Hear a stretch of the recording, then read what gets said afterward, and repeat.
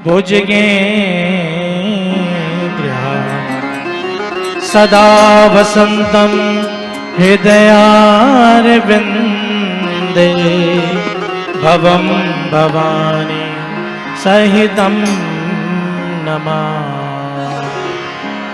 श्री भागवत भगवान की है आरती, पापियों को पाप से है तारती। श्री भागवत भगवान की है आरती, पापियों को पाप से है तारती। बड़े भाव से जय हो।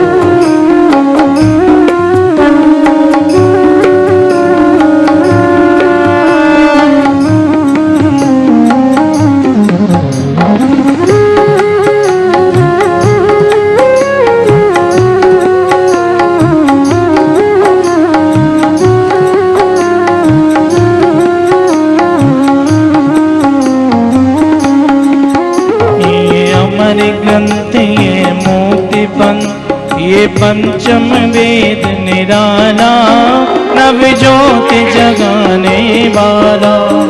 ये अमर ग्रंथ ये मोक्ति पंथ, यह पंचम वेद निराला, नव ज्योति जगाने वाला। हरि नाम यही हरि धाम यही, हरि नाम यही हरि धाम यही, जग के मंगल की आरती।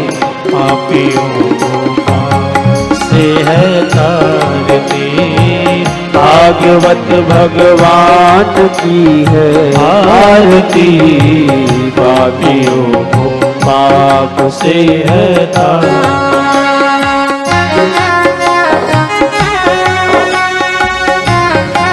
बड़े भाव जय हो।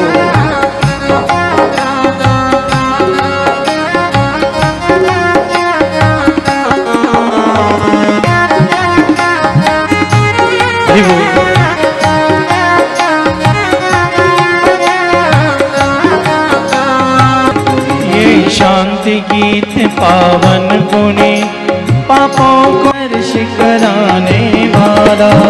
ये शांति गीत पावन पुनीत, पापों को मिटाने वाला, हरि दर्श कराने वाला, हरि दर्श कराने वाला। ये सुख हरणी मधुसूदन की आरती, पापियों को पाप से है तारती। श्री भागवत भगवान की है आरती, पापियों को पाप से है तारती।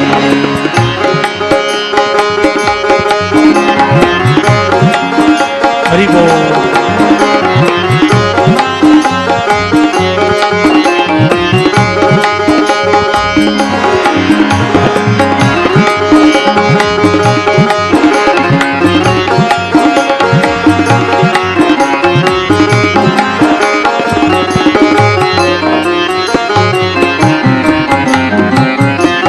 मधुर बोल जग बंद को सन्मार्ग दिखाने वाला, बिगड़ी को बनाने वाला। ये मधुर बोल जन पंथ खोल, सन्मार्ग दिखाने वाला, बिगड़ी को बनाने वाला, बिगड़ी को बनाने वाला। श्री राम यही घनश्याम यही, श्री राम यही घनश्याम यही, राजा राम यही घनश्याम यही, राजा राम यही घनश्याम यही। सबके महिमा की हरि बोल। पापियों को पाप से है तारती, भागवत भगवान की है आरती, पापियों को पाप से है तारती। पापियों को पाप से है तारती, पापियों को पाप से है तारती। ओम देवभू शांति अंतरिक्षगो शांति पृथ्वी शांतिरापः शांतिरोगदयः शांति वनस्पतयः शांति विश्वे देवाः। जय श्यामा श्यामा राधे श्याम जय श्यामा श्यामा सीताराम जय सीताराम राधे श्याम जय श्यामा श्यामा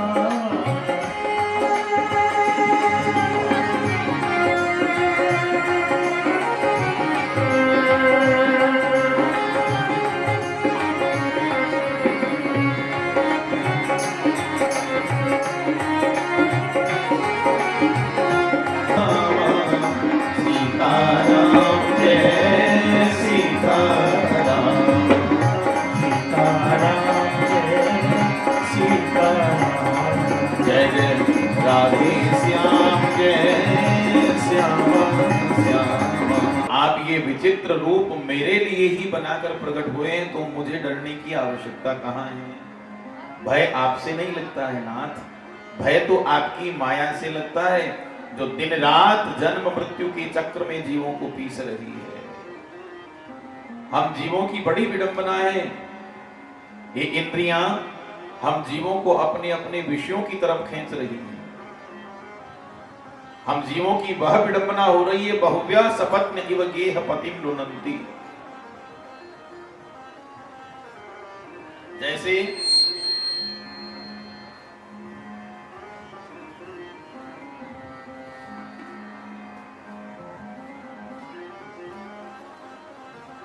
बहुत सी पत्नियों का अकेला पति हो, अकेला आदमी, और कोई पत्नी अपने सैनखंड की तरफ खींचती है हाथ पकड़कर, कोई अपनी तरफ खींचती है, कोई अपनी तरफ खींचती है। उसी प्रकार ये इंद्रियां हमें अपने अपने विषयों की तरफ खींच रही हैं। हमारी रक्षा कीजिए।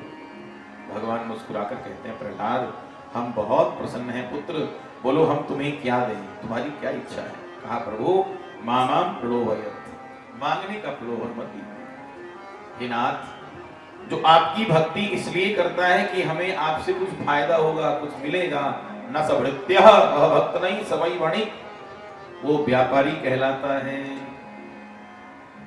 वो व्यापारी कहलाता है जो अपने फायदे के लिए व्यापार करता है। अरे भक्त भगवान के बीच में मांग कैसी, कामना कैसी?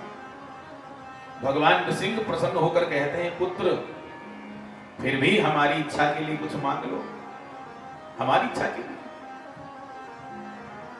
प्रहलाद जी विचार करते हैं कि जीवन में निष्काम तो होना चाहिए। देखो एक बात का ध्यान रखना, हमारे अंदर निष्कामता का भाव होना ही चाहिए। कभी किसी से कोई अपेक्षा नहीं रखना चाहिए, पर निष्कामता का अभिमान नहीं आना चाहिए।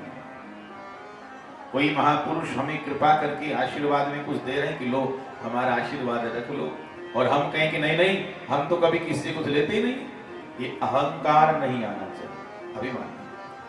प्रहलाद जी कहते हैं, प्रभु आप यदि देने में ही प्रसन्न हैं तो यदि राशीस में कामान वरास्त्वं वरदर्शभ कामानामृत्य संरोहम भवतस्तु वृणेवरम्। ये मेरे पिता हैं, ये बुरे हैं भले हैं कैसे भी हैं, पर इन्होंने मुझे जन्म दिया है।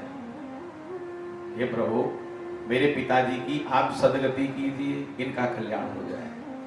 भगवान नृसिंह मुस्कुराकर कहते हैं, पुत्र ये तो तुम्हारी केवल 3 पीढ़ियां हैं, अगर तुम्हारी 21 पीढ़ियां भी होती तो भी उनका कल्याण हो जाता।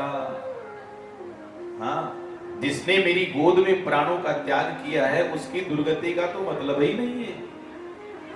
जाओ गुरुत्वम प्रेत कार्याणि पितो पूतस्य सर्वस्व, जाइए और अपने पिता की मृतदेह का आप और दैहिक संस्कार संपन्न करो।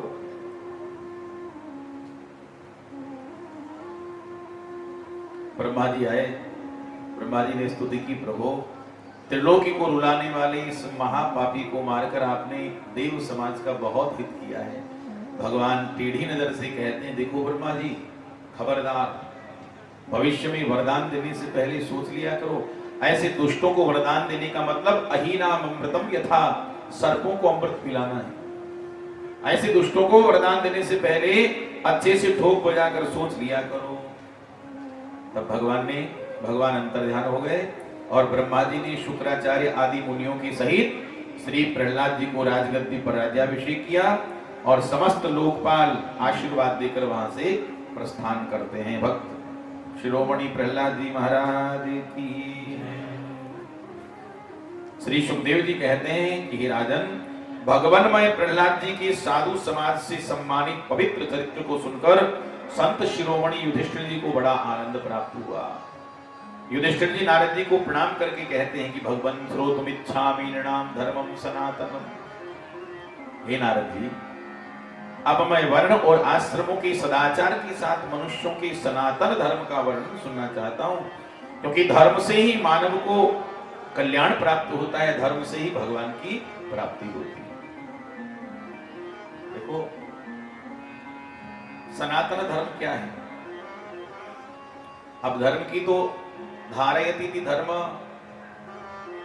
के 10 लक्षण बताए हैं और अनेक ऋषियों ने अनेक व्याख्या की है जिसे धारण किया जाए वो धर्म। अनेक ऋषियों ने अनेक व्याख्या, आजकल भी कई बड़े बड़े व्याख्याकार हो गए हैं, बहुत व्याख्या करते हैं, लेकिन सबसे बड़ा धर्म यही है, हाँ,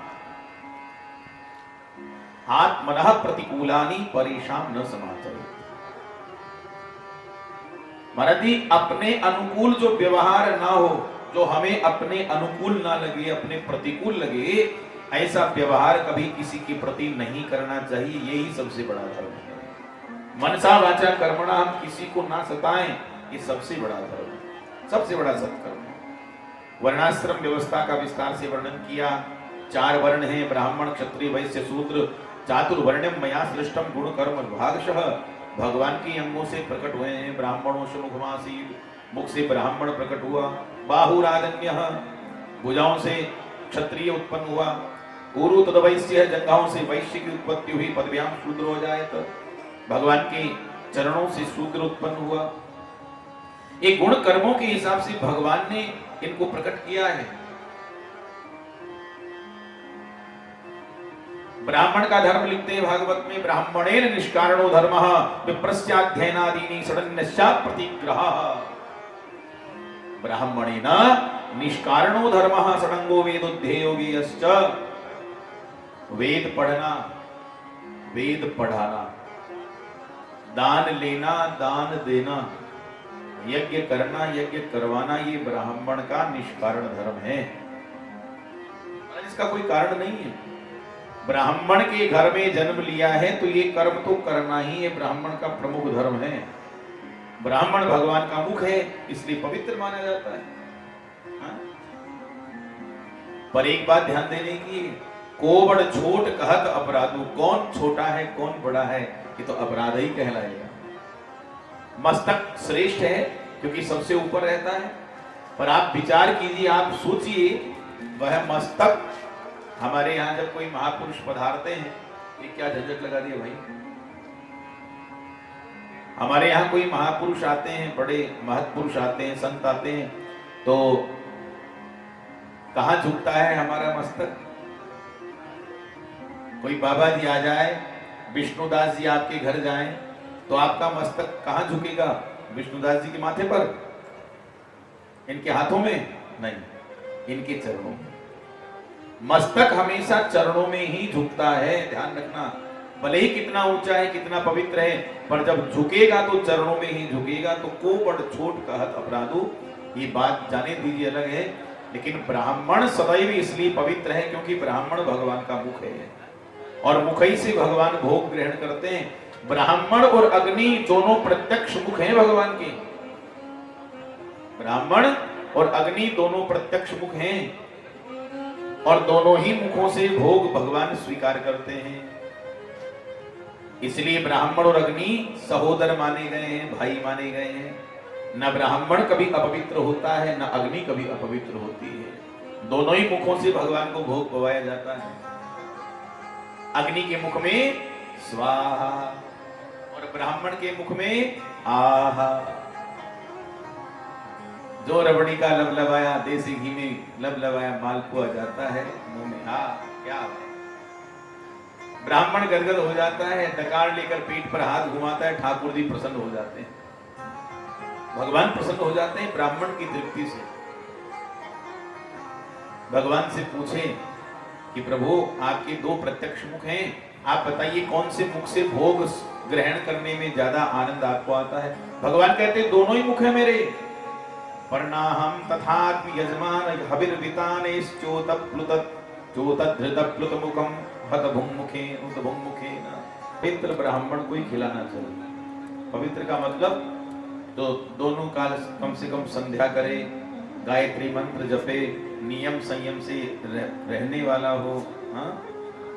धर्म में जिसकी आस्था हो, संतों के चरणों में अनुराग जिसका हो, ऐसे वैष्णव भक्त ब्राह्मण को ही श्राद्ध खिलाना चाहिए।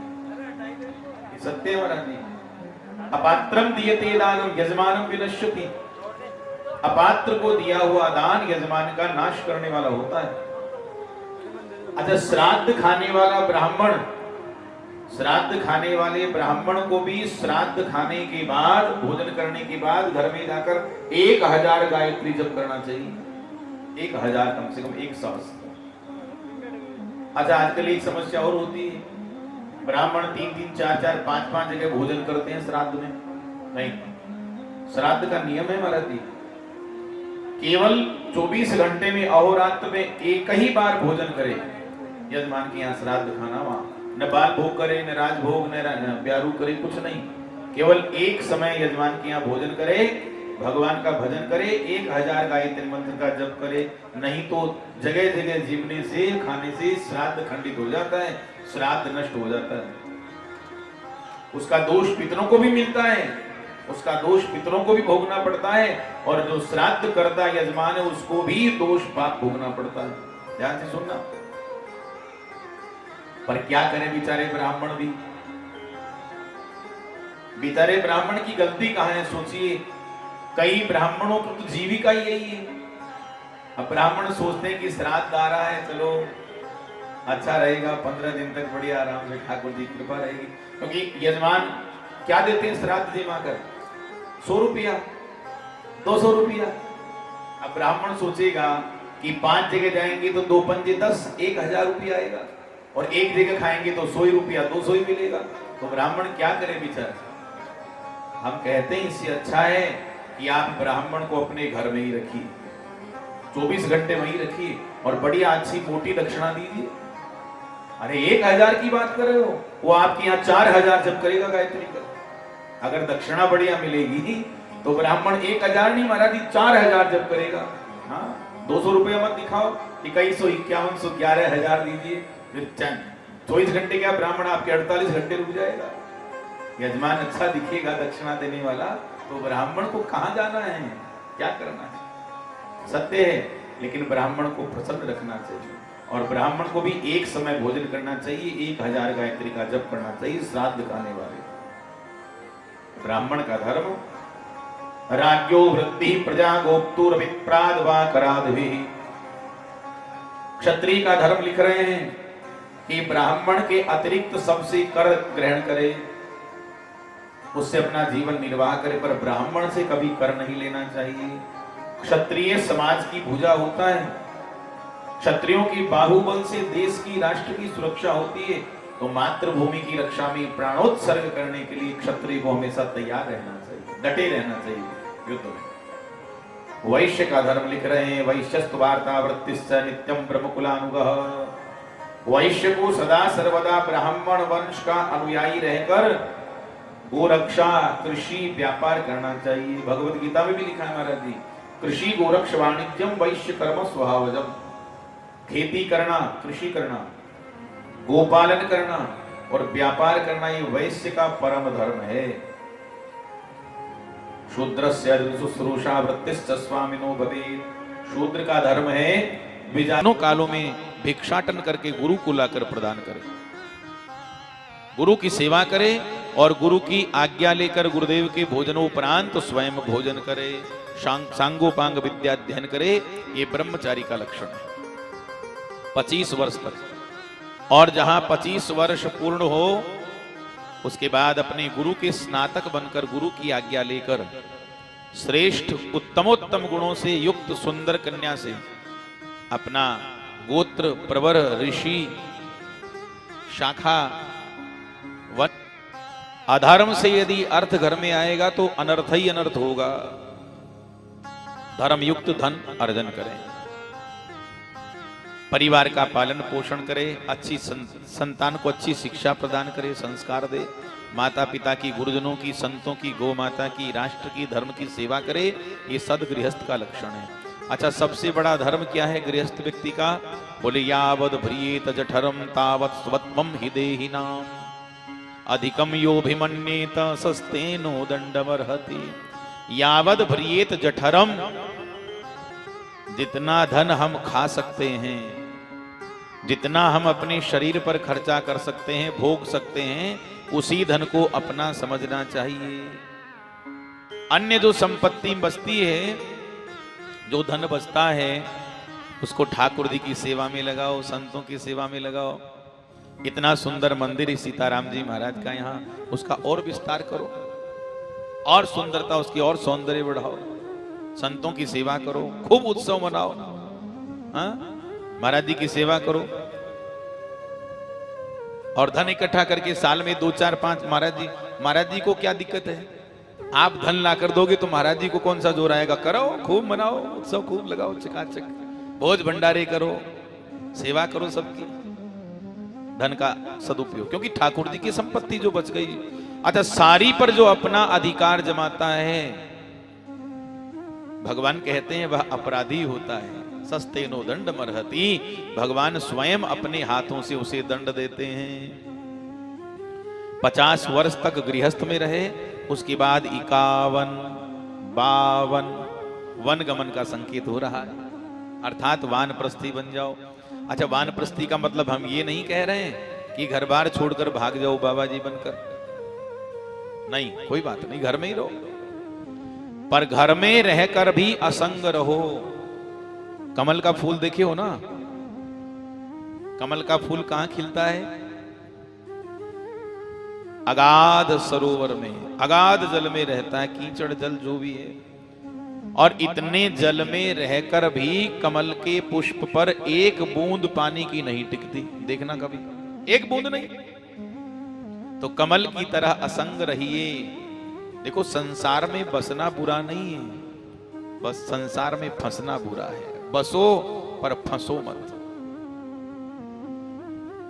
असंग रहिए, अपने आत्म स्वरूप का घर में ही रहकर चिंतन कीजिए। हमारा वास्तविक स्वरूप क्या है? ये जो दिख रहा है वो हमारा स्वरूप नहीं है, हमारा वास्तव में स्वरूप क्या है, चिंतन कीजिए। और जहां आपको ये अनुभव हो जाए, इस बात का ज्ञान हो जाए कि शरीर तो पंचायती धर्मशाला है, आज नहीं तो कल खाली करना पड़ेगा, कब्जा नहीं हो सकता प्यारे। राजी राजी कर दोगे तो अच्छा है, और कभी मौका मिल सकता है किराए के मकान में रहने का। और राजी राजी खाली नहीं करोगे तो डंडे मार के पंचायती मामला हो जाएगा, तुम्हारे बाप का नहीं है। 5 पंचों ने क्षितिजल पावक गगन समीरा, इन 5 पंचों ने अंशदान देकर इस सुंदर धर्मशाला का निर्माण किया है। ये जीव तो इसमें किराएदार है, पंचायती मामला हो जाएगा, डंडे मारकर निकालेंगे तो कोई आपको मकान मालिक डंडे मारकर घर से बाहर भगाए, शोभा देने वाली बात तो नहीं है। तो इससे अच्छा है एग्रीमेंट पूरा हुआ, खाली, चलो भैया सीताराम, क्योंकि कब्जा नहीं हो सकता। अरे मन मुसाफिर निकलना पड़ेगा, ये काया कुटी खाली करना पड़ेगा। अरे मन मुसाफिर, खाली तो करना पड़ेगा, कब्जा किसी का नहीं हो सकता। और कर्म ऐसा करना चाहिए कि कम से कम जवाब देने लायक रहे, क्योंकि हिसाब तो होगा, हिसाब तो सबका पक्का निश्चित। चित्रगुप्त जी सरकार, ये पाप किया, ये पाप किया, पाप ही पाप किया। यमराज पूछेंगे क्यों? भगवान ने इतना सुंदर शरीर दिया, देव दुर्लभ मानव शरीर दिया, भारत भूमि में जन्म दिया, ऋषियों की संस्कृति में जन्म दिया, पवित्र वैष्णव कुल में जन्म दिया, संतों का संग दिया, बोलने की भगवान ने शक्ति दी, चलने की, देखने की, सुनने की शक्ति दी, बुद्धि विवेक सब कुछ दिया, पर तूने क्या किया? वो पूछेंगे तूने क्या किया? तूने मानवता के लिए क्या किया? तूने धर्म के लिए कितना समय दिया? राष्ट्र की सेवा के लिए कितना समय दिया? संतों की सेवा तूने की? कभी दान पुण्य किया? तूने क्या किया? क्या जवाब दोगे? यमराज की जब अदालत चढ़ोगे, पूछेगा हाकिम तो फिर क्या कहोगे? पापों की अग्नि में जलना पड़ेगा, ये काया कुटी खाली करना पड़ेगा। तो कर्म अच्छे करें, कोई भी कदम उठाने से पहले ये विचार अच्छे से कर लें कि मृत्यु के समय हमें पछताना ना पड़े। जाना तो निश्चित है,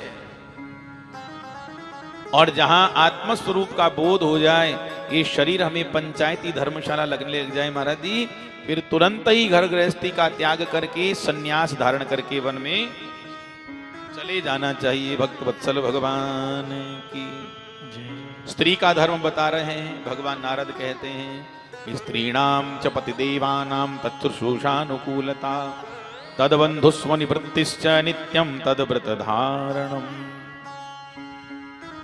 पतिव्रता स्त्री का धर्म लिखते हैं, पति की सेवा करना, सदैव अपने पति के अनुकूल रहना, पति के नियमों की रक्षा करना, पति के स्वजन सगे संबंधियों की को सदैव प्रसन्न रखना, उनकी सेवा करना, घर के कामों को दक्षता से संपन्न करना, अपनी संतान को अच्छे संस्कार देना, ये पतिव्रता स्त्री का परम धर्म है। क्योंकि स्त्री के लिए उसका पति ही उसका परमेश्वर होता है। आज्ञा पालन करना परम धर्म है, क्योंकि पति ही परमेश्वर होता है। स्त्री का धर्म कहा है, यति धर्म की सुंदर शिक्षा यहां भगवान नारद देते हैं। दत्तात्रेय भगवान ने 2 गुरु तो चॉइस बनाए, अंतिम दिवस सुनेंगे हम सप्तम दिवस में, पर 2 गुरु मुख्य बनाए। सन्यासी को कभी संग्रह नहीं करना चाहिए, प्रारब्ध से जो मिल जाए उसी में प्रसन्न रहना चाहिए। गुरु बनाया अजगर को, अजगर करे न चाकरी, पंछी करे न काम, दास मलुका कह गए सबके दाता राम। अजगर किसी की नौकरी नहीं करता है, विश्वास रखता है, विश्वास हो फलदायक। अच्छा, साधु संग्रह नहीं करेगा तो खाएगा क्या? अजगर गुरु बनाया। मक्खी से, मधुमक्खी से संग्रह नहीं करने की शिक्षा, तो 2 गुरु विशिष्ट हैं। 24 गुरुओं की कथा आगे सुनेंगे। बड़ा सुंदर उपदेश दिया, और वहां भागवत जी के सप्तम स्कंद को विश्राम देकर अष्टम स्कंद में हम प्रवेश करते हैं। आइए उससे पूर्व भगवान नाम संकीर्तन करते हुए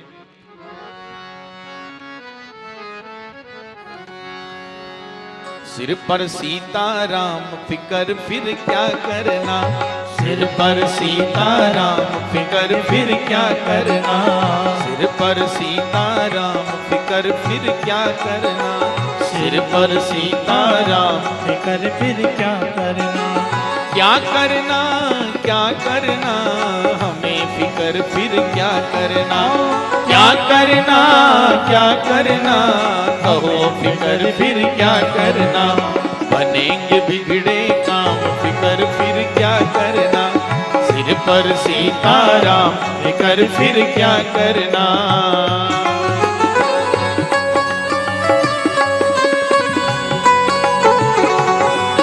हरि बोल।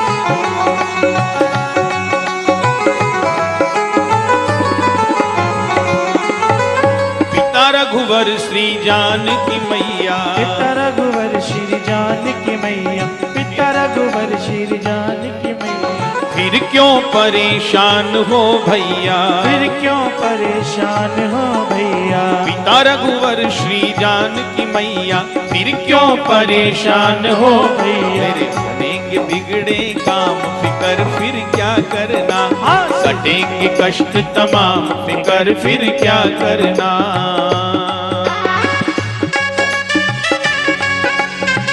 थोड़ा तेज दो ना, हल्का सा।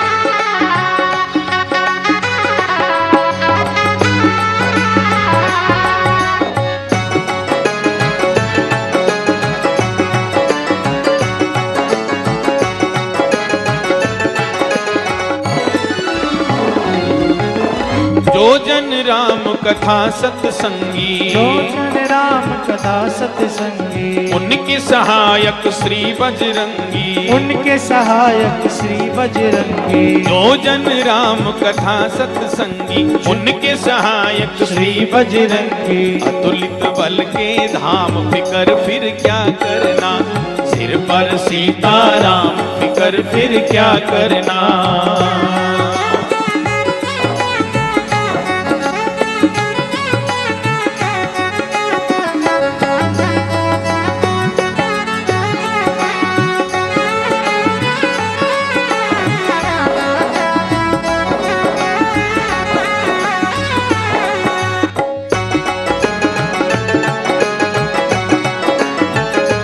हरि बोल।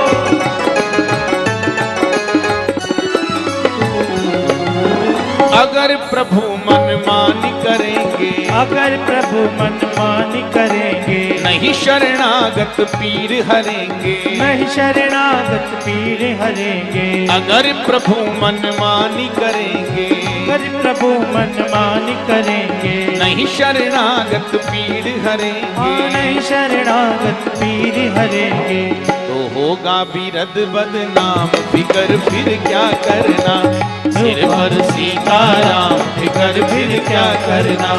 बनेंगे बिगड़े काम फिकर फिर क्या करना, कटेंगे कष्ट तमाम फिकर फिर क्या करना। सिर पर सीताराम फिकर फिर क्या करना, सिर पर सीताराम फिकर फिर क्या।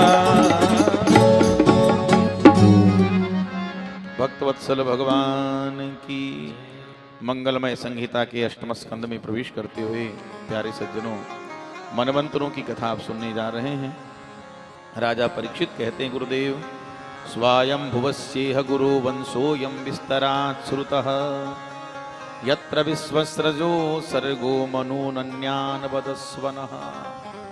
हे महामुने, आपने स्वयंभू मनु का चरित्र मुझे विस्तार से सुनाया, अब कृपा कीजिए अन्य मनुओं का चरित्र मुझे विस्तार से सुनाइए। तमुत्सरिता हे कुरुश्रेष्ठ, क्षीर सागर में त्रिकूट नाम का बड़ा सुंदर पर्वत था, 10,000 योजन ऊंचा और 10,000 योजन लंबा चौड़ा। इसके 3 कूट, कूट कहते हैं कोना को महाराज जी, एक सोने का, एक चांदी का और एक लोहे का।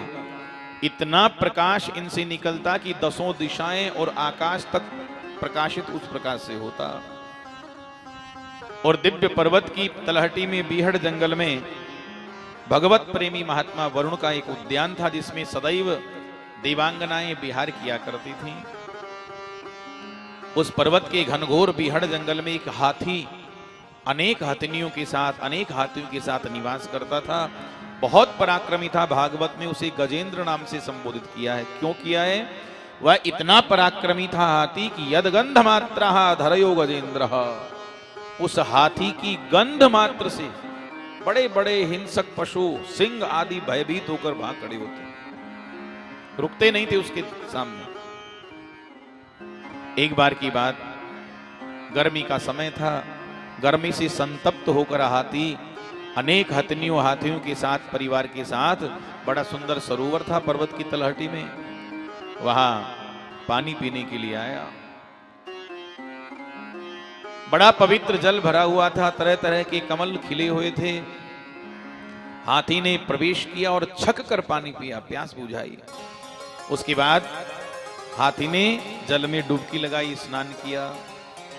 तृप्त होकर हाथी ने क्या किया, जैसे कामी पुरुष होता है, क्रीड़ा करता है, उसी तरह हाथी सूंड में पानी भर भर कर हथनियों के मुंह में डालने लगा, उनके शरीर पर छोड़ने लगा।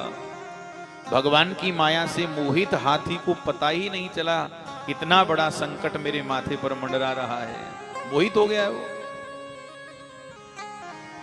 काल की प्रेरणा से एक भयानक ग्राह ने आकर, ग्राह मतलब मगरमच्छ, ग्राह ने आकर हाथी का पांव पकड़ा। अब हाथी की नजर गई नीचे, देखा एक विशाल ग्राह ने पांव पकड़ रखा है। पूरी ताकत झोंक दी, अपनी जितनी शक्ति लगा सकता था पूरी ताकत लगा दिया, पर तिल भर भी अपने आप को छुड़ा नहीं पाया। हथनियों को पुकारा, हाथियों को पुकारा। महाराज जी सूंड में सूंड मिलाकर हजारों की संख्या में हाथी खींच रहे हैं। बड़ा भयानक द्वंद चला जी, और ये 1000 वर्ष तक ये खींचतान चलती रही, और हाथी को तिल भर भी बाहर निकाल नहीं पाए। सब निराश हो गए। हथनियां हाथी मुंह मोड़कर चल पड़े। हाथी की आंखों में आंसू आ गए। अरे देवियो, अरे पुत्रो, मैंने तुम्हें प्राणों से बढ़कर प्रेम किया और तुम मेरे अपने ही मुझे संकट की घड़ी में अकेला छोड़कर चले जा रहे हो। हथिनियों ने कहा, स्वामी जी आपको तो पानी के बाहर आना नहीं, आपको तो मरना है, तो आप जाइए मरिए। अब आपके चक्कर में परिवार थोड़ी भूखा मर जाएगा यहां। इतना सुना, हाथी की आंखों के सामने संसार का वास्तविक दृश्य नाचने लगा। हाथी सोचता है कि मुझ में बल पराक्रम था तो झुंड के झुंड हाथी मेरे पीछे आगे चलते थे, और आज मैं निर्बल हो गया तो मेरे अपने भी मुंह मोड़ कर जा रहे हैं। वास्तविक दृश्य नाचने लगा। यही स्थिति है, वास्तविकता है संसार की महाराज जी। संसार का वास्तविक स्वरूप यही है। सुर नर मुनि सबके ही है रीति, स्वार्थ लाग करें सब प्रीति। हमारे नानक जी कहा करते थे, गुरु नानक जी, कि प्रीतम जान लियो मन माही, अपने ही सुख से जग बांध्यो, को काहू को नाही, प्रीतम जान लियो मन माही।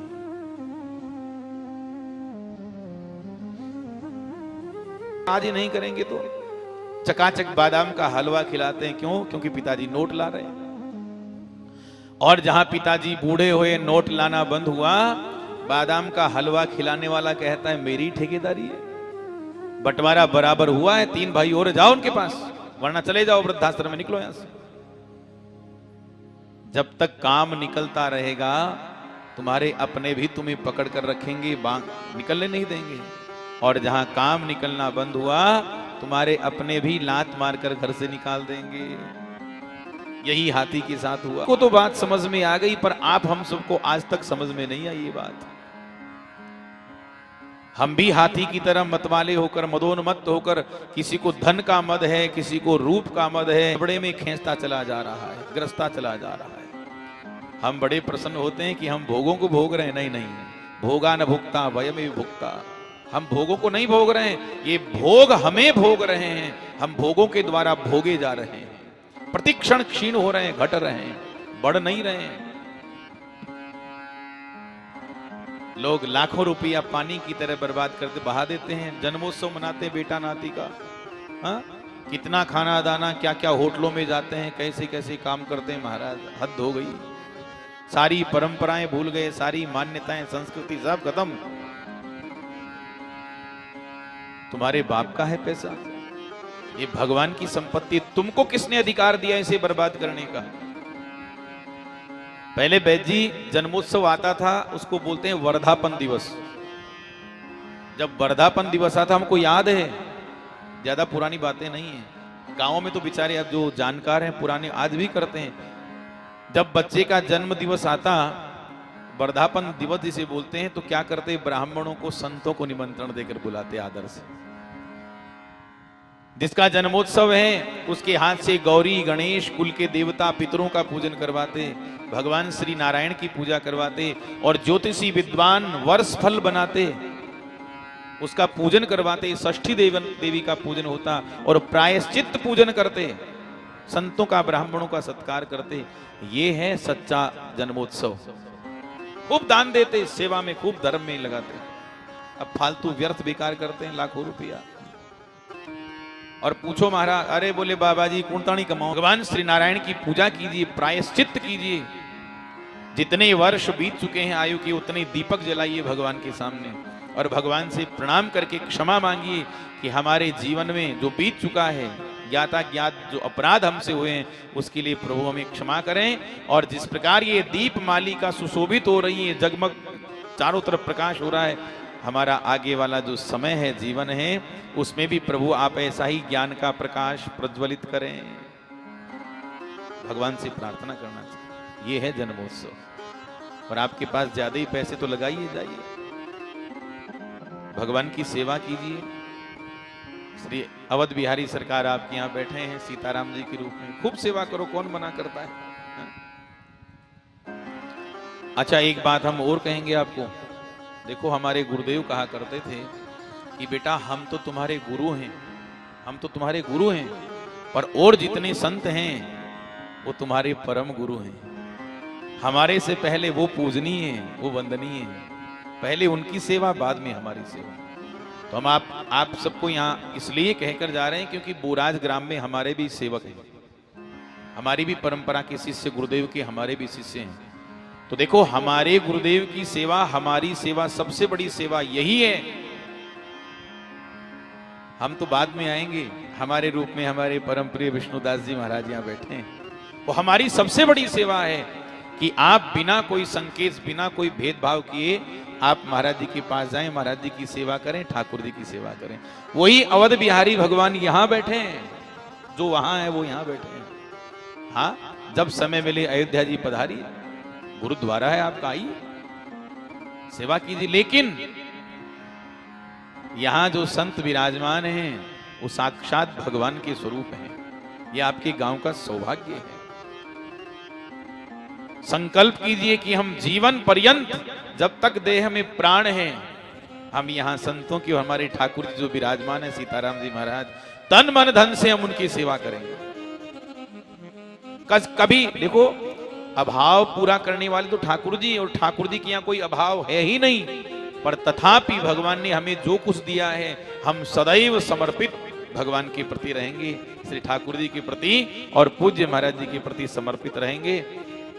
ये सत्य हम आपको बताकर जा रहे हैं। पता नहीं हम क्यों हमारी आत्मा से बार बार ऐसे संत आपको मिलेंगे नहीं। जो उम्र ऐशो आराम की है, मौज मस्ती की है, घूमने फिरने की है, आज देखिए कब से कथा के लिए महाराज जी लगे हुए हैं। क्या इनके वहां काम नहीं है? श्राद्ध पक्ष चल रहा है, लोग आते भी हैं, मंदिर में सेवकाना भी है, और भी है, ठाकुर सेवा भी, वो भी है, लेकिन सवेरे से शाम तक लगे रहते हैं। इनको क्या प्रलोभन है? कुछ नहीं। ये सेवा है भगवान की सच्ची। तो आपका हमारा भी फर्ज है कि ऐसे संत महापुरुषों की हम भी सेवा करें सच्चे हृदय से। वही ठाकुर जी की सेवा है, वही हमारे अयोध्यानाथ की सेवा है, वही हमारे गुरुदेव की सेवा है कि हमारे जितने शिष्य हैं यहाँ, वो सब नित्य प्रतिदिन ठाकुर जी के मंदिर में जाएं, सीताराम जी के, महाराज जी का चरण स्पर्श करके आशीर्वाद लें और आज्ञा लें कि महाराज जी हमारे लिए कोई आज्ञा हो, सेवा हो, बताइए, आदेश कीजिए। ये हृदय से हमारी सेवा होगी, हमारे ठाकुर जी की सेवा होगी, हमारे गुरुदेव की सेवा होगी। भक्त वत्सल भगवान की जय। पुरुषायादि बीजाय परेशाया धीमहि, जो इस जगत के एकमात्र मूल कारण है, जगत की उत्पत्ति, जगत के पालन और जगत के संहार के एकमात्र हेतु हैं, जिनकी कृपा से जड़ जगत में चेतना का विस्तार होता है। जो चेतन कहें जड़ करहीं, जड़ ही करहीं चैतन्य। ऐसे प्रभु के मैं चरणों में प्रणाम करता हूं। पर वो प्रभु हैं कौन? नाम नहीं लिया, परिणाम क्या हुआ? एवं गजेंद्र मुपवर्णित निर्विशेषम, यद्यपि हाथी ने निर्विशेष रूप से भगवान की स्तुति गाई, पर ब्रह्मादयो विविध लिंग भिदाभिमाना, नाम रूप को ही अपना सब कुछ मानने वाले, स्वरूप मानने वाले ब्रह्मादि देवता आकाश में अभिमानी होकर खड़े हैं। ब्रह्मा जी कहते हैं, भोले बाबा देखिए, हाथी के जीवन में संकट आ गया, पर मैं तो नहीं जाऊंगा बचाने, मेरा नाम लिया नहीं, पुकारा नहीं। शंकर जी बोले, जाएंगे तो हम भी नहीं। अरे ब्रह्मा जी, ज्यादा लंबा चौड़ा नाम नहीं तो कम से कम बम बम कहकर पुकारा होता। माता जी खड़ी हैं दुर्गा मैया सज धज कर, हाथों में अस्त्र शस्त्र, हम भी नहीं जाएंगे? अरे ज्यादा नहीं तो मां कहकर पुकारा होता। सब अहंकारी हो गए। भगवान श्री हरि देख रहे हैं, वहां हाथी के जीवन में संकट आ गया और बेचारे ने इतनी सुंदर स्तुति गाई पर नाम किसी का नहीं लिया। निर्विशेष रूप से स्तुति गाई और नाम रूप को अपना स्वरूप मानने वाले ये देवता कैसे अहंकारी हो रहे हैं। भगवान सोचते हैं कि जिस स्तुति में किसी का नाम ना हो वह स्तुति किसकी मानी जाए। तो भगवान सोचते हैं वो अनामी हम ही तो हैं, इनके नाम अनेक अनूपा, अनेक नाम होने पर भी जो अनामी हैं, जन्म लेकर भी जो अजन्मा हैं, वो भगवान श्री हरि ही। भगवान ने सोचा यदि आज हमने हाथी को नहीं बचाया तो भक्ति की महिमा लुप्त हो जाएगी जगत से। तो भगवान क्या किए, वेदमय गरुड़ पर भगवान सवार हुए, शंख चक्र गदा पद्म हाथ में लेकर अव्याहत गति से, तीव्र गति से हाथी को बचाने के लिए भगवान दौड़ पड़े। इधर ग्राह हाथी को पानी में खींचता चला जा रहा है, तिल भर सूंड रही जल बाहर। महाराज जी पूरा डूब चुका है हाथी पानी में, इतनी सी सूंड बाहर है। सोहंतः सरस शुरुबलेन गृहीत आर्तो, आर्त दृष्टि से, करुण दृष्टि से आकाश की तरफ हाथी देखता है तो क्या देखता है, आहा भगवान श्री हरि शंख चक्र गदा पद्म धारण करके दौड़े दौड़े चले, तीव्र गति से आ रहे हैं। अब हाथी ने क्या किया, उत्क्षिप्त सांबुज करम गिरमाह कृच्छराम, अपनी सूंड से एक सुंदर खिला हुआ कमल का पुष्प उखाड़ा और कमलाकांत भगवान के चरण कमलों की तरफ उछाल दिया और अब भगवान का नाम लेकर स्तुति गाया। नारायणाखिल गुरो भगवन नमस्ते। हे नारायण, हे जगत गुरु, हे प्रभु, मैं आपको प्रणाम करता हूं। भगवान प्रसन्न हो गए, भगवान ने कमल दल स्वीकार किया और भगवान तुरंत गरुड़ जी से नीचे कूद पड़े और अपने कर कमल को बढ़ाया, हाथी की सूंड पकड़े और खींचते हुए बाहर ले आए समुद्र किनारे पर।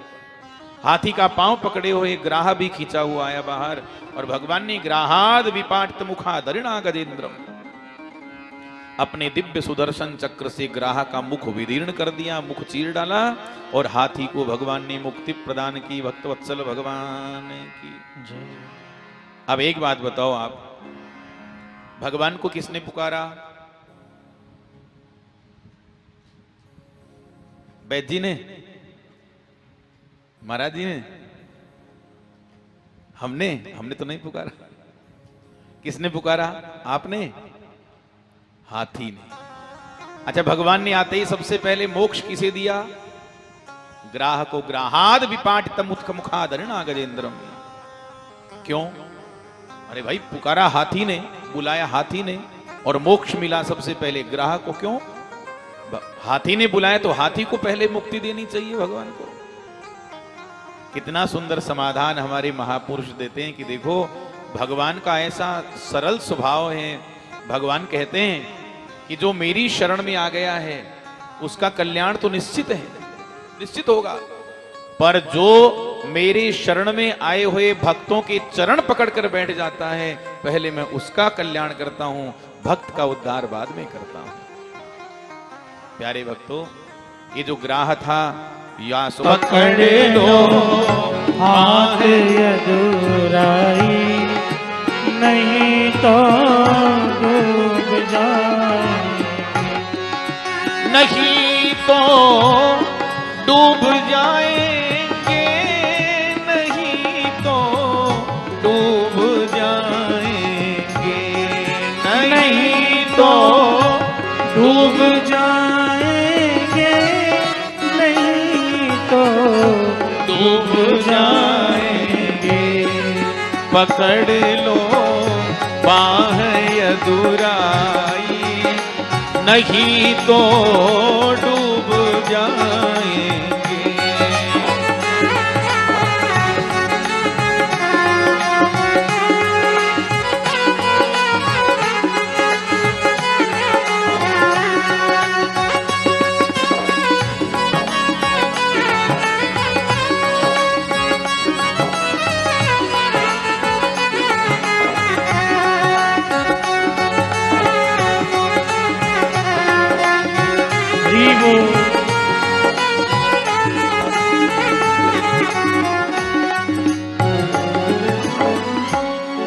नहीं है बुद्धि विद्या बल माया मैं है मति चंचल।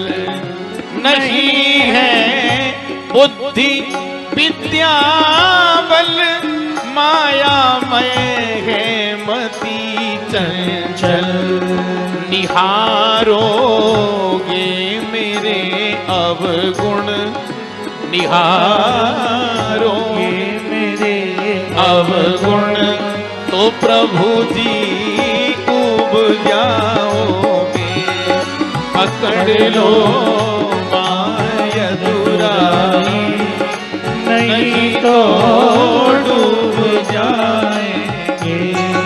पकड़ लो माया दुराई नहीं तो डूब जाएंगे। भक्तवत्सल भगवान की ये चौथा मनवंतर। अब पांचवा मनवंतर, पांचवी मनवंतर रैवत। ये चौथे मनु ताई नित्य सहचरी अपनी प्राण वल्लभा माता लक्ष्मी को प्रसन्न करने के लिए वैकुंठ धाम की भगवान ने रचना की। छठे मनु चक्षु के पुत्र चाक्षुष थे। उस समय जो इंद्र बने उनका नाम था मंत्रद्रुम। जगतपति भगवान ने उस समय भी वैराज की पत्नी संभूति के गर्भ से अंशावतार अजित नाम का अंशावतार ग्रहण किया। भक्तवत्सल भगवान की। हे राजन, उसी अवतार में समुद्र मंथन करके देवताओं को भगवान ने अमृत पान कराया और वे ही भगवान अजित कच्छप रूप धारण करके मंदराचल पर्वत की मथानी के आधार बने बैठे। सीताराम। राजा परीक्षित कहते हैं यथा भगवता ब्रह्मन मत क्षीर सागर यदर्थम मा यतश्चात्रिम दधाराम्बुचरात्मना। हे गुरुदेव, ये बताइए भगवान ने क्षीर सागर का मंथन कैसे किया और देवताओं को भगवान ने अमृत कैसे पिलाया, और ये भी बताइए कि समुद्र मंथन से कौन कौन सी वस्तुएं प्रकट हुई।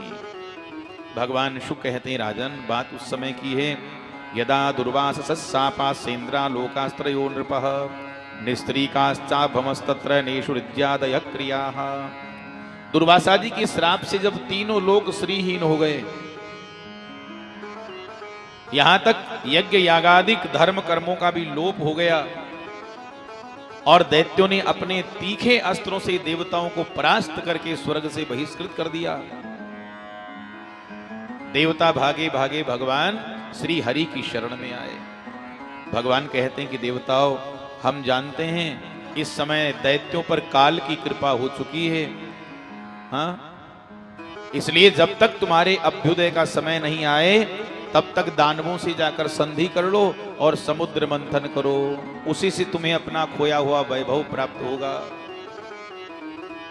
इंद्र ने कहा प्रभु, दैत्य तो हमारे जन्मजात शत्रु हैं, वो भला हमारा सहयोग क्यों करेंगे। भगवान मुस्कुराकर बड़ा सुंदर सूत्र बता रहे हैं। अरयोरपि संधेया सति कार्यार्थ गौरवे अहिमूषक वद देवा यरथस्य पदवींगतैः। देवताओं, जीवन में विपरीत समय आए तो शत्रु के सामने भी झुक जाना चाहिए। हाँ, जीवन में जब विपरीत समय आए तो शत्रु को भी मामा जी कहकर प्रणाम कर लेना चाहिए। हाँ, ये अलग बात है कि काम निकलने के बाद सर्प चूहे जैसा व्यवहार किया जाए, पर एक बार तो प्रणाम कर ही लेना चाहिए। देवताओं ने दैत्यों को तैयार कर लिया महाराज जी समुद्र मंथन करने के लिए। देवताओं की बातों में दैत्य आ गए, चलो चलो मंथन करेंगे चलो। भगवान ने कहा जाओ और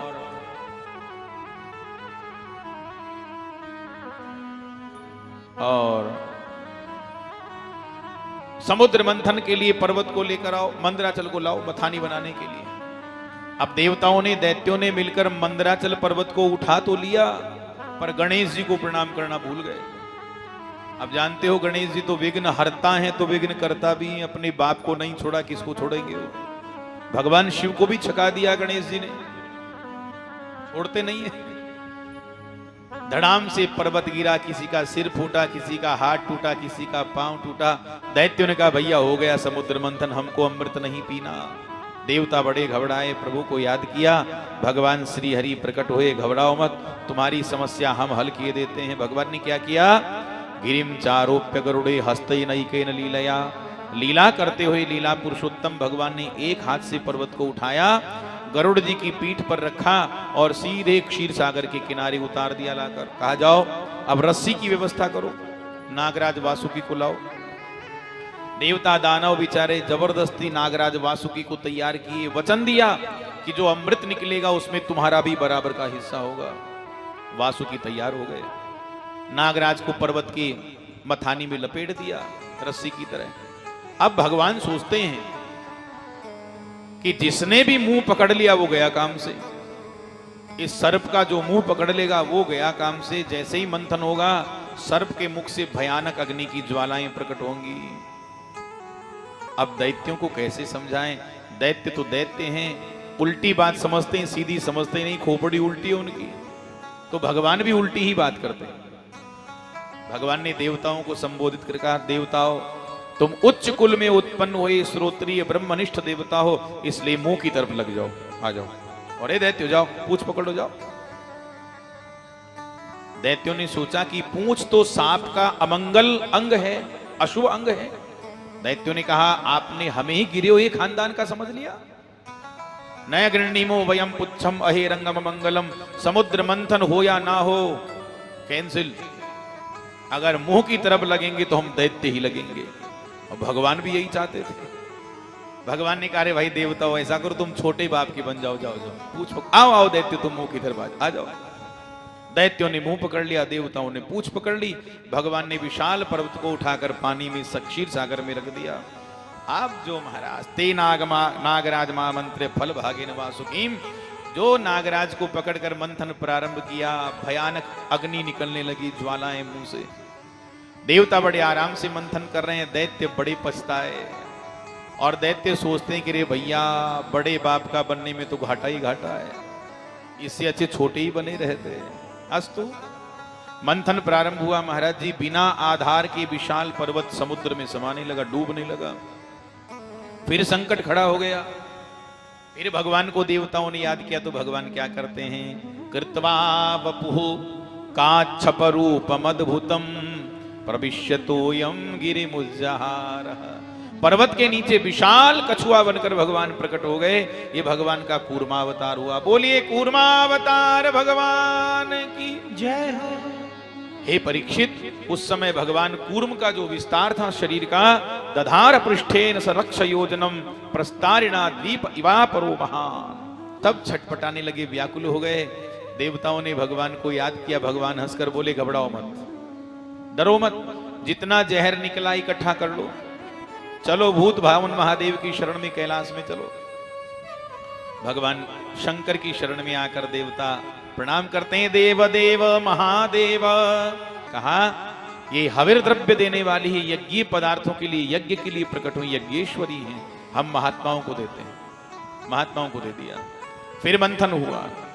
तथा उच्च ही श्रवा नाम हयो भूचंद्र पांडुर। पांडुर वर्ण का उच्च ही श्रवा नाम का 7 मुख का बड़ा सुंदर घोड़ा प्रकट हुआ। भगवान ने राजा बलि को दे दिया। फिर मंथन हुआ। तथा ऐरावतो नाम वारणेन्द्रो विनिर्गतः। ऐरावत नाम का सुंदर हाथी, श्वेत वर्ण का हाथी प्रकट हुआ, जिसके ऐसे 4 विशाल दांत थे, ऐसे उज्जवल दांत थे महाराज जी, जिनकी उज्जवल कांति के आगे कैलाश पर्वत की कांति भी फीकी नजर आती थी। ऐसा सुंदर हाथी प्रकट हुआ। भगवान ने प्रसन्न होकर इंद्र को दे दिया, देवराज इंद्र को। फिर मंथन प्रारंभ हुआ। कौस्तुभाख्यम भूतव्रत्नम पद्मरागो महोदधे। कौस्तुभ नाम की पद्मराग मणि प्रकट हुई, जो भगवान श्री हरि की वक्षस्थल पर विराजमान हुई। चंद्रमा प्रकट हुए, भगवान शिव के माथे पर पधराए गए, चंद्रमौलेश्वर भगवान कहलाए। फिर मंथन हुआ। ततो भवत पारिजातः सुरलोक विभूषणम। पारिजात नाम का सुंदर कल्प वृक्ष प्रकट हुआ। भगवान ने देवलोक की शोभा बढ़ाने के लिए उसे देवलोक में भेज दिया। फिर मंथन प्रारंभ हुआ। ततश्चाप सरसो जाता निष्कंठ्य सुवासत रंभादि देवांगना। रंभादिक अप्सराएं प्रकट हुई, भगवान ने स्वर्ग की शोभा बढ़ाने के लिए उनको स्वर्गलोक में भेज दिया। तो ही सब कुछ मंगल है, पर एक दूषण है। दूषण क्या है? माता लक्ष्मी सोचती हैं सब देवता, दानव, मानव, महात्मा सब मुझे ही देख रहे हैं टुकुर टुकुर।